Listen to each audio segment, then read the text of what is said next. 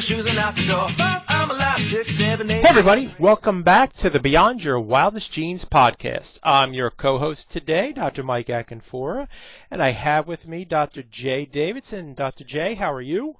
I'm fantastic, Dr. Mike. Wonderful. Let me read your bio to our tribe so they get to know you a little better. Dr. J. Davidson is a doctor focusing on a natural functional medicine approach.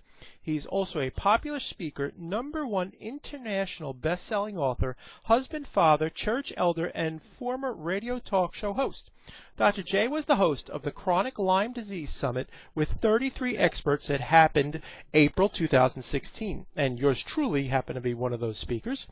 Dr. J is admired for his ability to bridge the gap between scientific health community and the lay person. Dr. J, welcome to the show. It is great to be here, and yeah, you were one of the experts on the Chronic Lyme Summit, so I was blessed to have you part of that, Dr. Mike. It was wonderful. I'm glad that I participated. It was such a great summit, and that's what we're going to talk to people about today. But before we do that, could you give people a little bit of your background and your journey and how you got here? Yeah, so clinically speaking, I guess as far as like degrees, I was trained chiropractor, did chiropractic for quite a few years, and then recently sold the office last year and basically moved more full-time into kind of the functional medicine coaching realm as far as clients. And I was doing that for the last few years, but just got to be hinder the family time. I was doing basically full-time chiropractic along with full-time health coaching, and just ended up being too much. So sold the chiropractic office and now do this full-time. I guess the transition and how it happened was mainly just my wife and her story. My wife, when she was little, got Lyme disease when she was about 7 years old. And they didn't know what was going on. They gave her some medications that caused brain encephalitis. And then she went into a coma for 6 weeks. And in that period, through the persistence of her mother, they tested for Lyme. And her mom's like, I hear this thing called Lyme that keeps coming up. And granted, this is, 27 years ago now. But so it was a while ago. But tested for Lyme, even conventional testing, and showed positive, and so they started IV antibiotics, and basically from that point forward, my wife's health was never the same. Had many health issues, from sinus scrape surgery to dizziness, troubles, car accidents obviously played a role with that in her spine. She had a couple heart surgeries when she was 18 years old, supraventricular tachycardia, and it's just a massive list. Hormonal dysfunction, autoimmune thyroid, digestive issues. Obviously, the Lyme was a piece to that, heavy metal toxicity. And we did a lot of natural, healthy things to take care of her. But she always felt like she was the one that got poked and prodded and experimented on. So we never really dove in intensely because she never wanted to get worse or rock the boat. Mm. And that was kind of always, a fear of hers. And then when my daughter was born, almost 4 years ago now, things hit the fan. It got really bad. She basically got allergic to every single food except for the only thing she could handle was bone broth, and she drank that for like 17 days. She lost pretty much all of her baby weight in just a few weeks. It was, which is not a recommended thing, but just her body was in such a chaotic state. And a couple months into that, after my daughter was born, and that's when things were the worst. There was many nights where I had a hard time going to bed, just wondering, like, is she going to make it through? And then what am I going to do as a single dad, like new to this whole parenting thing, not having the other half. And that's kind of, I guess, cluing in on how rough it was. And we ran a test that had recently just came out called the iSpot Lyme test from Pharmacin Labs, and my wife not only came up positive, but she came up in the acute stage, and that was really eye-opening. And it was actually really emotionally hard on my wife, because it was like this thing that she thought maybe she was through was still there. And then the other thing that kind of stared us in the face too was heavy metals that we tried to address previously, had some problems with, just not proper direction, and basically from her giving birth to my daughter, and then us going down the Lyme world, and then also heavy metal detoxing, basically brought her life back. And she's, the healthiest she's ever been now, maybe at least since she was 7. I guess it's hard to judge when you're really tiny. But healthiest she's ever been now, and that's kind of basically brought me into this whole, what I would call the Lyme world, which is an interesting world, very political, controversial, a lot of disagreements and things, but honestly, that was kind of the whole passion behind doing a chronic Lyme summit, is let's get some different experts that seem to know what they're talking about and get results, and let's bring them all to the forefront so people can hear and start getting the message out and start opening up the quote unquote can of worms of Lyme disease. Sure. So let's dive into this, Jay. What makes you suspect Lyme's in the first place? Honestly, from a clinical standpoint, if somebody has weird symptoms, and definitely more of a wax and wane, they have a couple weeks or a couple months where it's good and then a couple months where it's bad. That's kind of a classic symptom that I would say I want to always rule Lyme out.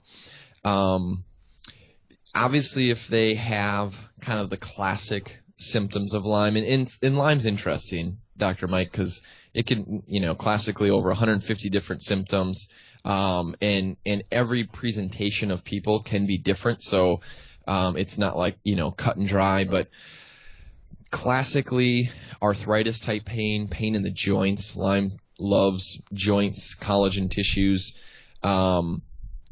I would say barometric pressure differences when a front comes in and somebody doesn't feel good or they get a headache. That usually keys me in on something Lyme related, because my wife used to have that and now she doesn't. And I was actually just talking with a client yesterday, and that was a symptom when she first started to, was the barometric pressure. And actually just another one, actually this morning that I just started working with, and that she's like, oh, I can feel a front moving through. So I would say the barometric pressure is definitely a key. Exam things, sore rib to sternum junction, or like where your breastbone is on the front, classically called costochondritis, tender, basically rib to sternum. Right AC, which is the basically shoulder area. Right AC joint issues could indicate Lyme, but honestly, things vary so much that it's hard to give a good straight answer, as much as if somebody's been diagnosed with lupus, rheumatoid arthritis, multiple sclerosis, fibromyalgia, chronic fatigue, or, another autoimmune condition besides like lupus, MS, RA. I always want to rule Lyme out. That's kind of where I think in the clinical side of things. Sure, that makes a lot of sense. You just mentioned a test with regard to your wife. So what's the best test that's out there? Well, this is a good thing to bring up. So Lyme disease is a clinical diagnosis. It's not a testing diagnosis. Classically, the test that's the CDC has unfortunately endorsed has been the ELISA with the Western blot. It's called a 2-tiered method, but research shows that that's 50 to 70% inaccurate. So it's basically worse than a coin flip. So I definitely just don't even like the classic conventional testing. And the CDC will even admit that the testing came out of it's an observational population type testing, not diagnostic, but somehow it got into the diagnostic world. There's other testing out there, IGeneX, which is pretty well known in kind of the not mainstream, not the kind of the main medical model, but more of the Lyme literate and Lyme type practitioners. I really like the one from Pharmacin Labs. It's PH Pharmacin.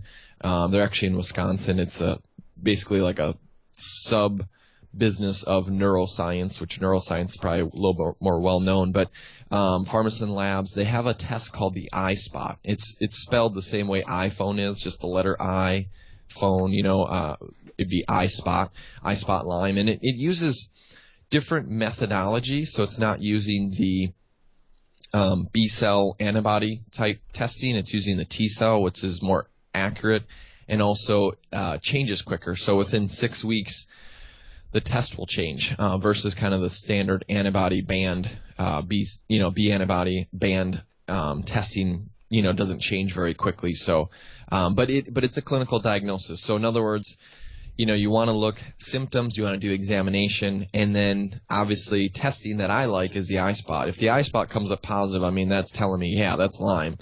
But if it comes up negative, it's not 100% ruling it out.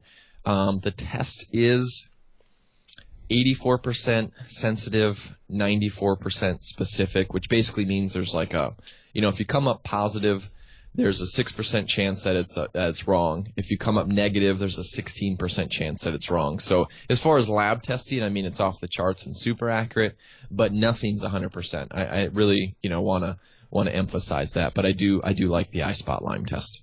Wonderful. And that was, you said, Pharmacin Lab?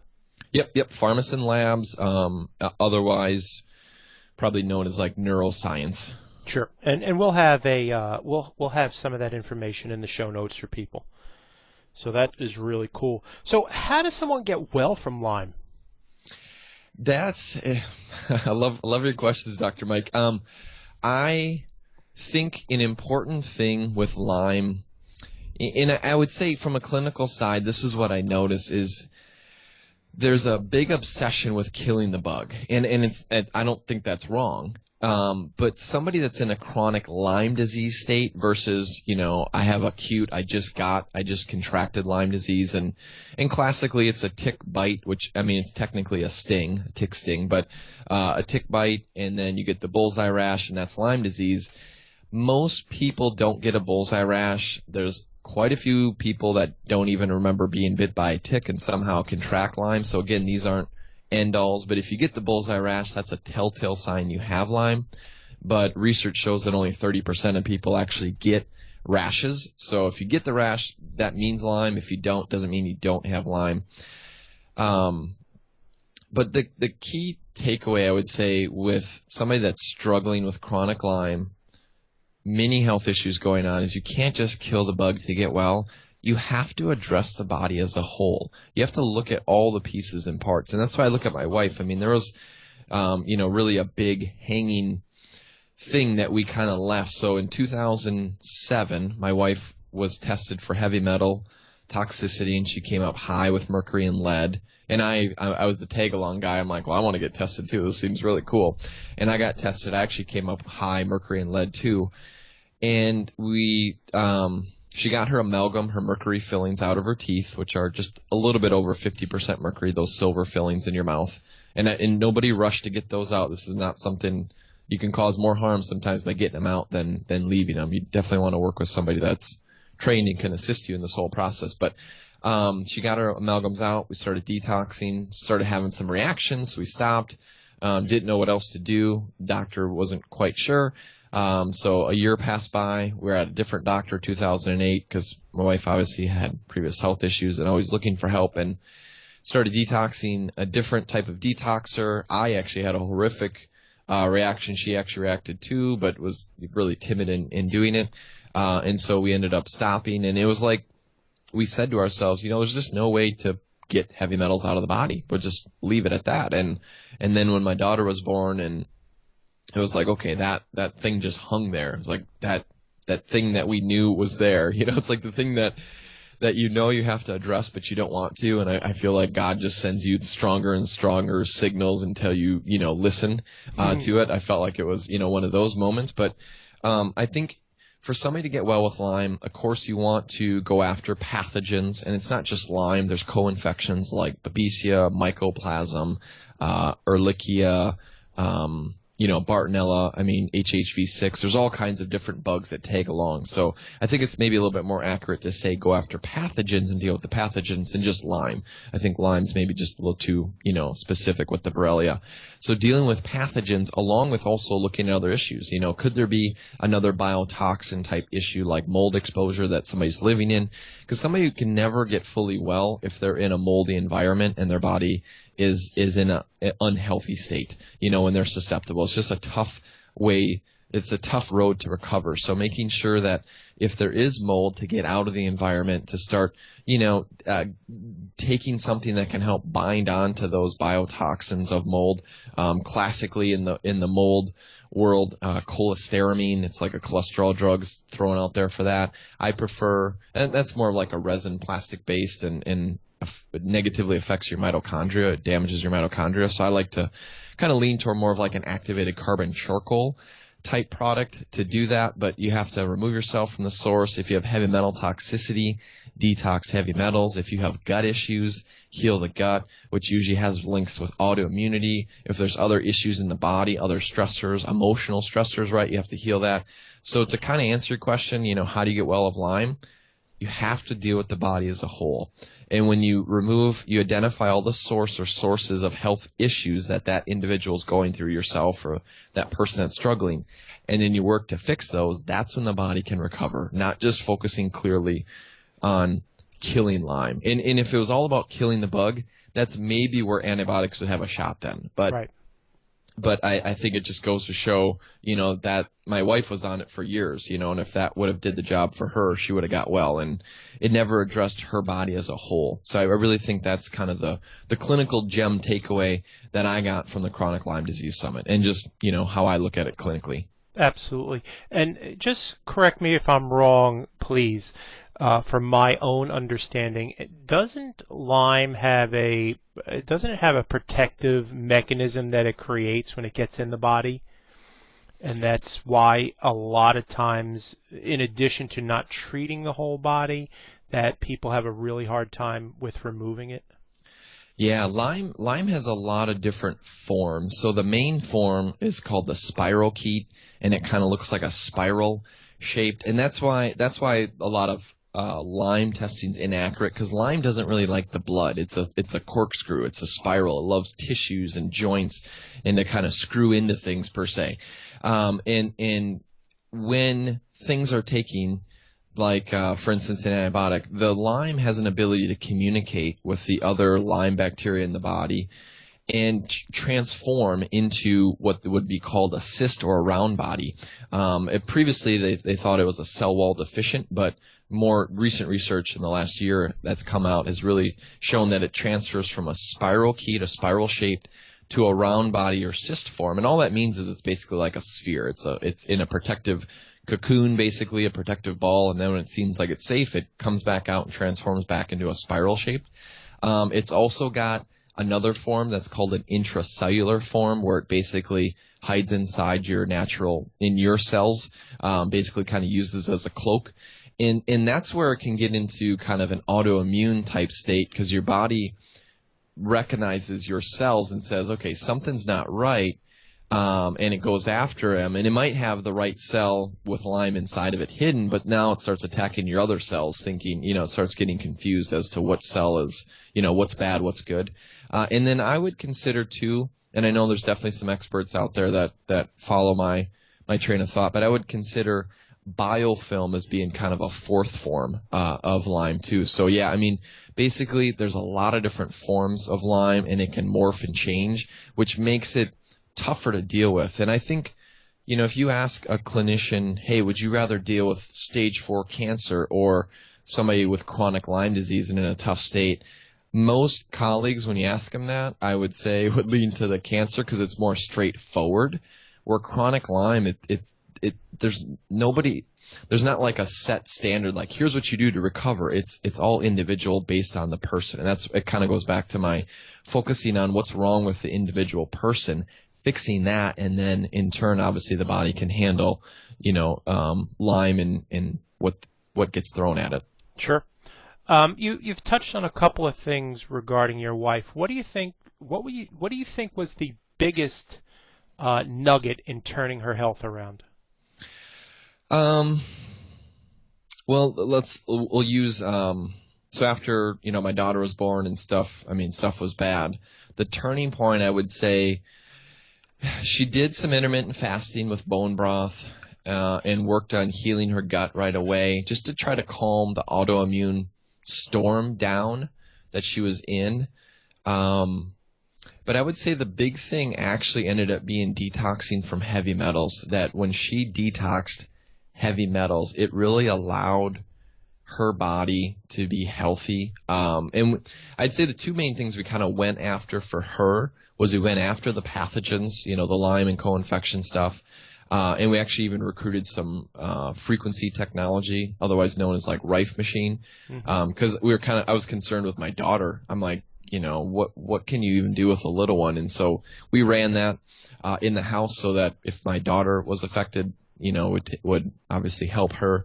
We ran Rife technology, really went after pathogens, herbal and kind of frequency type supplementation products, and then detoxed heavy metals. And it was like that flipped the lights on, energy, life came back, and really transformed her specifically. That's really, really fascinating to me. Let's stay on that heavy metal topic for a bit. How long do you think it takes to detox metals from the body? Detoxing, so kind of being specific in your question, so detoxing metals from the body can happen within just a matter of a few months, maybe 2, 3, 4 months. It doesn't take long to detox metals out of the body tissues. But there's like if somebody has, so let's talk about the heavy metals. So you've got aluminum, you've got arsenic, you've got cadmium, you've got lead, you've got mercury, and I mean there's a whole plethora of metals, but those are maybe more of like the top offenders, and let's just say mercury, lead as being the top two. Lead loves the bone, and it loves to it competes for calcium, and it likes to get stored deep in the bone. So, some research in kind of looking at the anatomy of the body and the bones, it can take even up to like 15 years for a bone to fully remodel, fully remineralize, fully, kind of change over its cells. And in bone, even though it seems like bone's dead, bone's living, it's living cells, they regenerate. So to fully get lead out of the body, it could actually take many years to actually get it out of the bone, or not out of the body, but out of the bones. Depends on how high levels are. Like I was high with mercury and lead, and I tested my mom, and my mom was off the charts with lead, because generally you get lead toxicity from your mom, because it's stored in the bones when mom's pregnant. The bones will naturally demineralize so that you give minerals to the baby, needing, more minerals than the body's, used to consuming and having. And if there's lead in the bone, then the lead will come out and get passed on to the next generation. So they like to refer to lead as the heavy metal, like a generational curse type of heavy metal. And they've, shown that it can get passed down up to 4 generations. So maybe we're not necessarily in the lead generation, the leaded gas, the leaded paint, and then even before there was leaded pipes, in homes. But your mom or grandma or even great grandma, if they were exposed to that and it gets passed on the female side, you can be. So it can take quite a few years with lead to truly get it out. Doesn't mean you have to detox for 15 years straight, but it's mainly like when you have traumas that happen, whether they're emotional, physical, or chemical, when usually deep pockets will kind of reemerge randomly.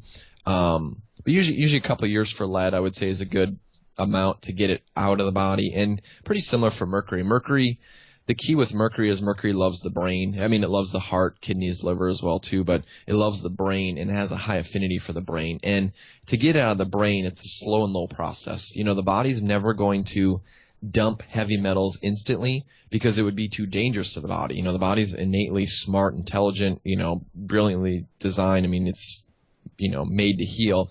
But obviously if there's something interfering with that, then the body can't heal. So getting mercury out of the brain is definitely more of a slower process, usually 2 to 4 years, to truly remove that. Does that help with the question you asked? Yeah, absolutely. What are some of the common things that people do to detox heavy metals?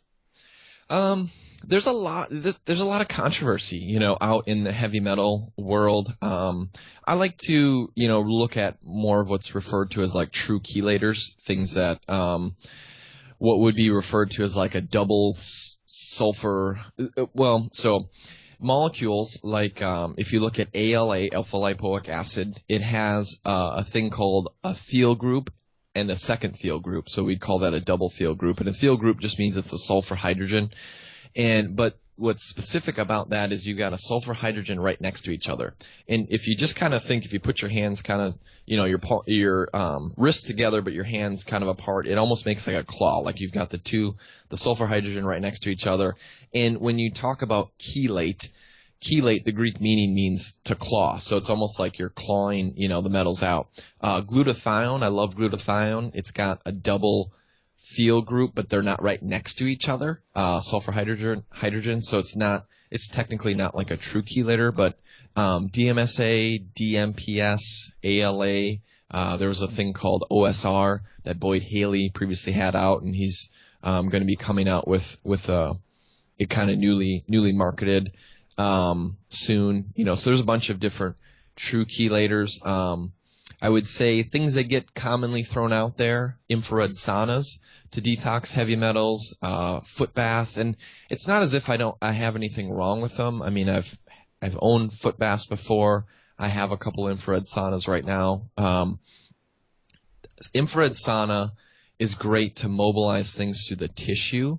So you can sweat out, because they've shown that heavy metals come out through your skin. They've shown DDT, asbestos. I mean, all these horrible chemicals that we can be exposed to, Agent Orange, can come out through the skin in infrared sauna.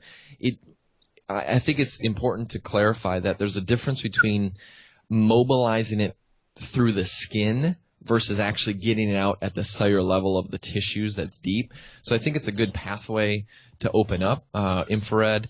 The foot bath, I look at that clinically as more of being like a tool to help liver. If the liver and gallbladder have a lot of issues, that can usually help to lend ways. But I wouldn't specifically use those as the end all to detox heavy metals. Chlorella and cilantro get thrown out there, spirulina, and they have a sulfur hydrogen group. But I found clinically that seems to stir more the metals up than actually get it out. And so I was definitely, more against ever using chlorella and cilantro. But I've found actually recently that if you're using something like a true chelator to get the metals out of the body, that as you're going, you can kind of incorporate cilantro or chlorella, especially with people with really bad liver issues, because it can stir up the metals that are stored deep to then have the true chelator bind onto them and get them out. So I think it's, there's definitely a lot up in the air, a lot of different theories about heavy metal detoxing. Me going through my previous story about basically being really sick. I wouldn't say I almost died, because I think my wife was definitely a lot closer to that than I was previously, but I had a really bad reaction, and I mean, she had some reactions to it. It's all about looking at the body, preparing the body, making sure, you can never detox heavy metals if you have amalgam mercury in your teeth, because you're only going to go in circles. So, I mean, there's definitely a lot of preparation to get to heavy metal detox, because everybody wants to always jump there, but it's usually the last step. And I think, just looking at your body as a whole, making sure it's prepared, making sure you understand, what's your body affected with, what do you have to do, then it can be safe. But if it's not done properly, that's where you read online about all these, horrible stories, which again, I've had that story. My wife's had that story too. So. Very interesting. I want to just take this in a little different direction. Where do emotions and emotional traumas fit into Lyme's, Dr. J? That's definitely an area, because I mentioned that on the front end. When you're looking at to get somebody well, you have to address the underlying issues, right? Heavy metal toxicity, pathogens, mold, gut issues, and I threw emotional trauma in there. Mm-hmm. And I found it so I have a subset. I would say my clients are definitely in it. Not all of them, but I have a subgroup of them, and that are pretty intense, sensitive. It's definitely not the quote unquote average person struggling with health issues. They're in a tough case. And one of the things I found is with people with chronic Lyme disease, there's definitely a tendency of stagnation where fluids don't move. The lymphatic system is bogged down. It's not moving right. The colon is backed up, constipation, liver issues, gallbladder is clogged up. Kidneys aren't draining. Those are all draining pathways. Skin is actually a draining pathway, with the sauna.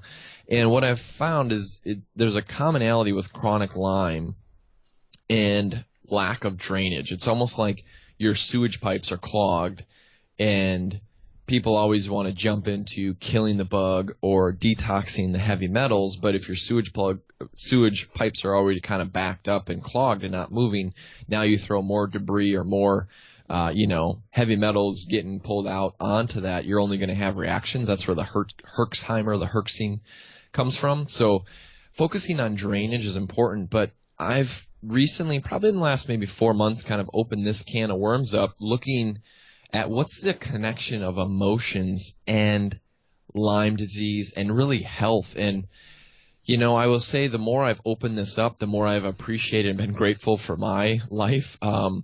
Just we've all went through different traumas. We've all have different baggage, but it seems like the tougher health state somebody is, the more baggage there is. And it just keeps keying me back to emotions got to play a role. And one of the things I've found, Dr. Mike, is it's pretty common.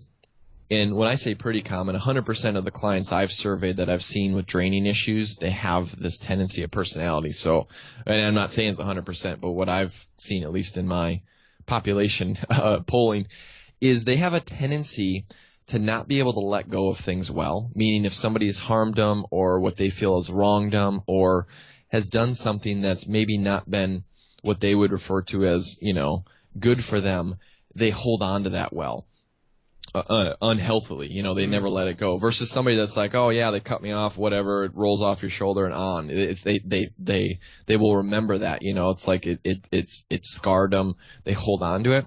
I found that every client that has draining issues will agree that yes, they have that tendency. And so this is my working theory right now. Maybe this will change in a year from now. I don't know. So if somebody's listening to this podcast, not in May of, or whatever, 2016.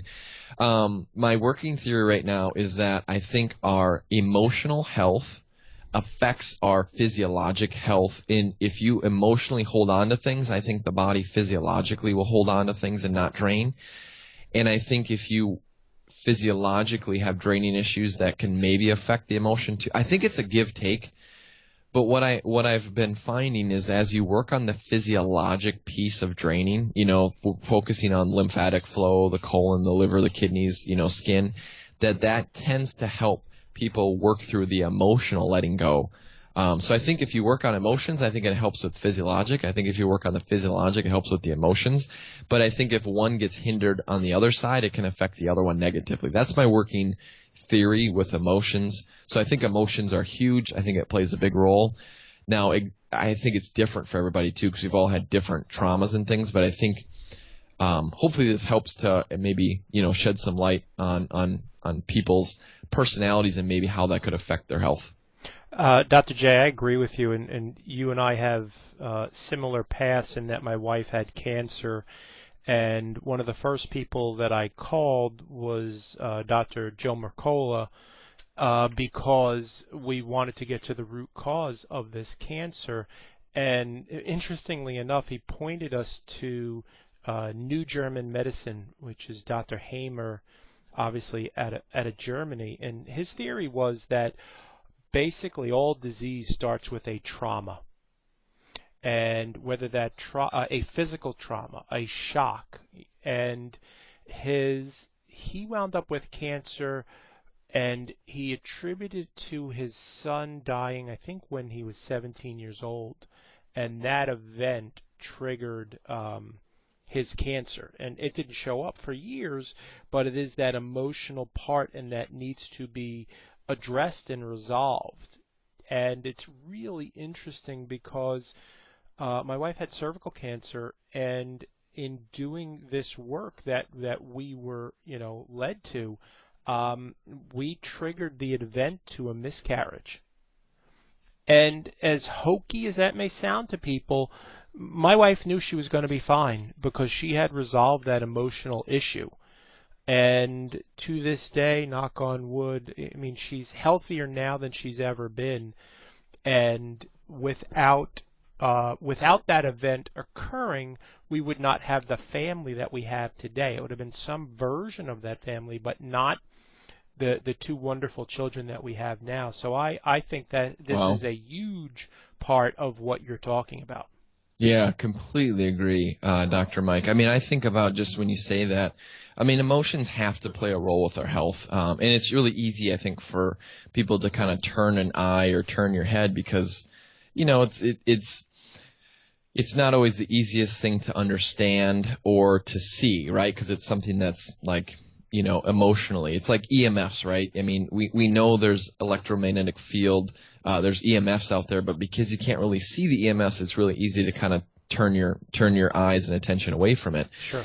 But I think there's a big difference between hate, anger, and fear as an emotion versus love, gratitude. And I think the ultimate thing for emotional healing, especially with past traumas, is forgiveness. And I'm talking, it's easy to say this, 100% forgiveness. It's a lot easier, it's a lot harder to actually do it, you know, to have that. So I think love, gratitude, and forgiveness are the ultimate emotions, and will really just destroy, will not allow, you know, hate, anger, and fear to really be there if those maybe healthier ones are present. Dr. J, I love that message. That is brilliant. Can you tell people where they can find you in the world? Yeah. You can just go to my website. It's basically myname.com. So Dr. D-R-J-J-A-Y Davidson, just like Harley, but no relation with the motorcycle manufacturer. So drjdavidson.com. That's where you'll find my website. I've got some, you know, Lyme disease free ebook right now, and even a heavy metal detox ebook that, since we're kind of talking about that you can check out. And then even a book too that I wrote on the 5 steps about talking about like draining and the rebuilding and going after pathogens and detoxing and all that you can find right on my website. So cool. And what was the name for the summit? Where can they find that? Yeah, the summit is Chronic Lyme Disease Summit, and you can actually just go to that website, chroniclymediseasesummit.com. And yeah, Dr. Mike is one of the speakers of the 33. We actually had Dr. Joe Mercola, which you mentioned as well too, as somebody that you previously, you know, contacted, and yeah, he was on the summit as well too. So really, the feedback from the summit was awesome. You know, people commented on the diversity, you know, and covering so many different pieces, but it just helped them to understand it so much better. So I was really excited for, you know, everything that came from it. So definitely check that out as well too, the chroniclymediseasesummit.com. We will have that in the show notes, the links to those shows. Dr. J, thanks so much for what you're doing in the world. The Lyme Summit was brilliant. I loved it. I loved being on the program, and I just want to thank you for what you do. Thanks, Dr. Mike. It was a pleasure to be on your podcast. All right, Dr. J, take care of yourself. This is Dr. Mike Akinfora with the Beyond Your Wildest Genes podcast. Have a great day, everybody. Ciao.